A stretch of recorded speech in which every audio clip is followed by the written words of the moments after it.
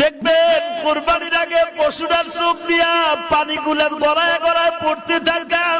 ও কি বলে জানি ইমাম থানভী আজকে তাফসিরে আমি দেখলাম ইমাম থানভী বলে গড়ায় গড়ায় পানি ছেড়ে দিয়া বলে, মালিক আমার মতো সৌভাগ্যবান আর কে আছে?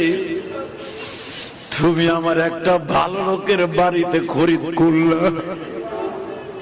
দেখবেন যে এই পশুগুলো কাঁদে ওই মালিকের টাকার মধ্যে কোনো ভেজাল নাই। ও মালিকের বারিন্দায় বসে বসে কাঁদে আর বলে, মালিক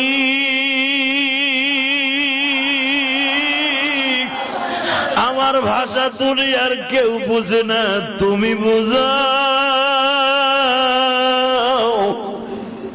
দেখবা কোরবানির একদিন আগে ওর মুখে কোনো খাবার দেয় না, যত দামি দামি খাবার দাও না কিন্তু খায় না, খোল ভুসি দাও খায় না, তাজা ঘাস দাও খায় না।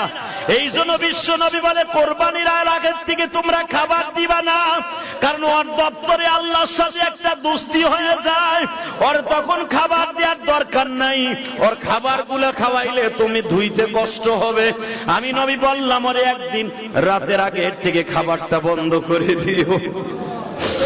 ও বলে মালিকের কাছে বলে, মালিক আর দুনিয়ার খাবার আমার জন্য নাই, আমি তোমার জান্নাতে দিয়ে খাইতে চাই, কিন্তু আমার কাছে একটা ওয়াদা দিবানি গো মালিক,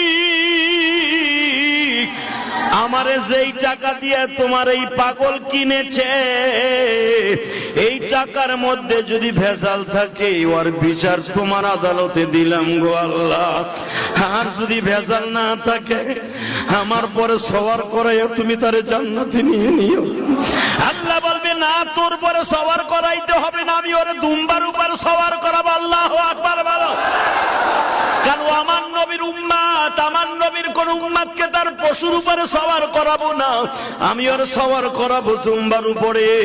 আমি তোরে রাহবার বানাবো, তোর দোয়াটা কবুল হইল।